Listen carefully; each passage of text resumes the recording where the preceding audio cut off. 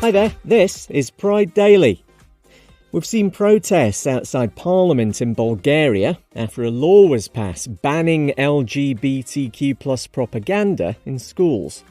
It outlaws any talk of non-traditional sexual orientation and gender identity other than the biological one. The law's similar to what they've got in Russia and Hungary. Remy Bonny is Executive Director of Forbidden Colours, an LGBTQ plus rights group.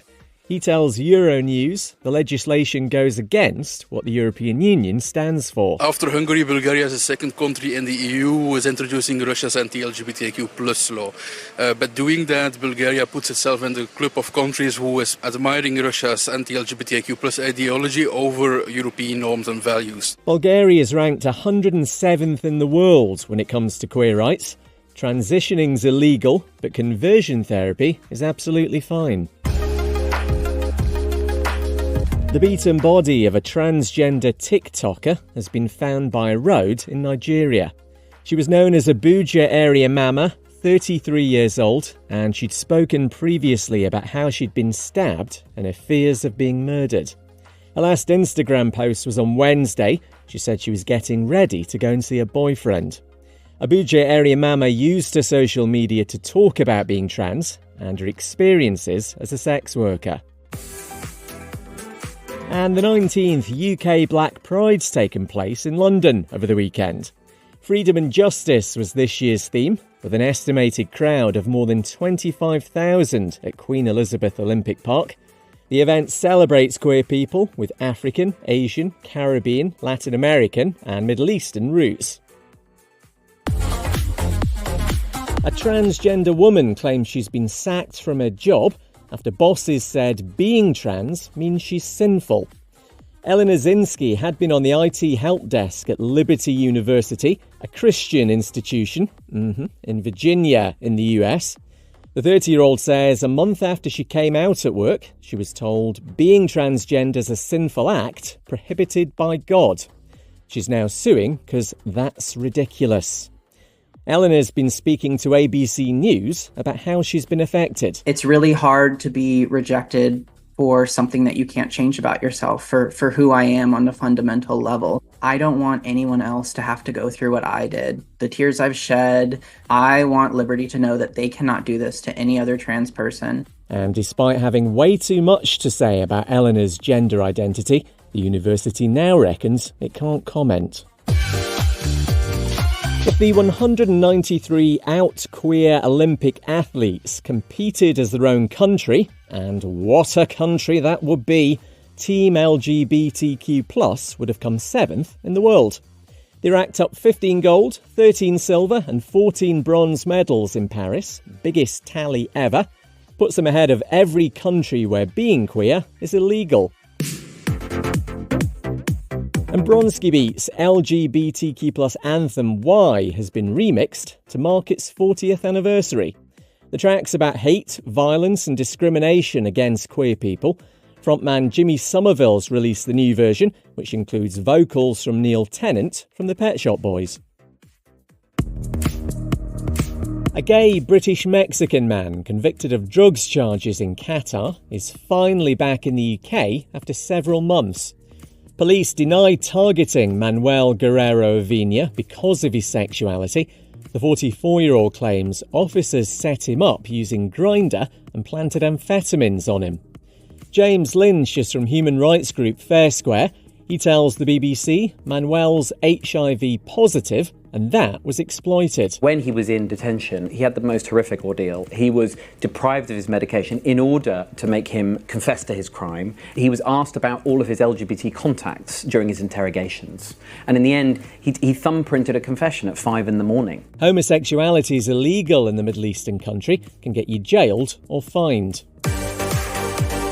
The Olympic boxer who got a ton of abuse over false claims about her gender has filed a legal complaint for aggravated online harassment. Iman Khalif was relentlessly targeted by transphobic knuckle-draggers, but still managed to earn a gold medal because stuff them, stuff all of them. Her lawyer says she's begun a new fight for justice, dignity and honour. And for much more on this, check out our August 5th episode. And I fear the right-wing media is going to go berserk. A same-sex flamingo couple have successfully hatched an egg. Staff at a zoo in Devon in the UK think it might have been abandoned, so Curtis and Arthur have stepped up as adoptive daddies. Same-sex parenting is a known thing with flamingos. In a zoo in America, power couple Freddie Mercury and Lance Bass used to act as surrogates until their amicable breakup 2 years ago. J.K. Rowling and Elon Musk have been named in a lawsuit for online harassment after a boxer at the Paris Olympics was targeted over false claims about her gender. Sad little bedwetting culture warriors decided Algeria's Iman Khalif is a man, which she isn't. They said the 25-year-old wasn't eligible to compete, and they would know, of course. But, as Geraint Hughes from Sky Sports explains, the International Olympic Committee disagreed. The IOC, very, very clear, beyond any debate. Iman Khalif is a woman, born as a woman, registered as a woman, grew up as a woman and boxed as a woman. And Khalif's father as well, emotionally posting as well, my daughter is a girl. Comments made by Donald Trump are also being looked at by lawyers. Despite all the abuse, Iman still managed to win gold. One of the killers of transgender schoolgirl Brianna Ghey was judged not to represent a serious risk before the murder. The 16-year-old was stabbed by Scarlett Jenkinson and another teenager in a park in Warrington in the UK last year. She'd been transferred to Brianna's school after drugging another pupil, and a safeguarding review decided she could mix freely with her new classmates. And Brisbane in Australia is to host the Gay Rugby World Cup in 2026. It's after a successful bid from Brisbane Hustlers for the Bingham Cup. The tournament's named after gay rugby player Mark Bingham. He died on 9/11 fighting terrorists on one of the hijacked planes. Brisbane Hustlers are among the sport's best gay teams and turned 20 years old last month. An artist from Russia who's been freed in a prisoner exchange says she's planning to marry her girlfriend in Germany.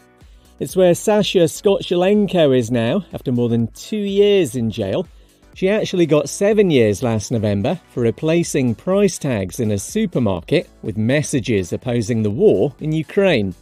At the time, Russian opposition politician Boris Vishnevsky told Reuters the 33-year-old's sentence was outrageous. I will not even speak about humanity here, or about equality before the law here, because sometimes people receive less years in jail for murder than for 5 price tags in a shop. It's not justice, it's an execution. Sasha was reunited with Sonia Sabatina a fortnight ago in Germany. The pair couldn't marry at home in Russia because same-sex weddings are illegal there. For the first time, a court in China has acknowledged a child can have 2 legal mothers. Comes off the back of a custody battle in Beijing involving a woman and her wife who she split from.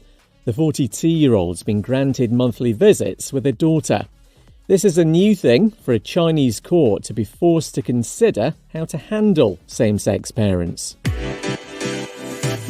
And the Paralympics is going to have its first ever out transgender athlete.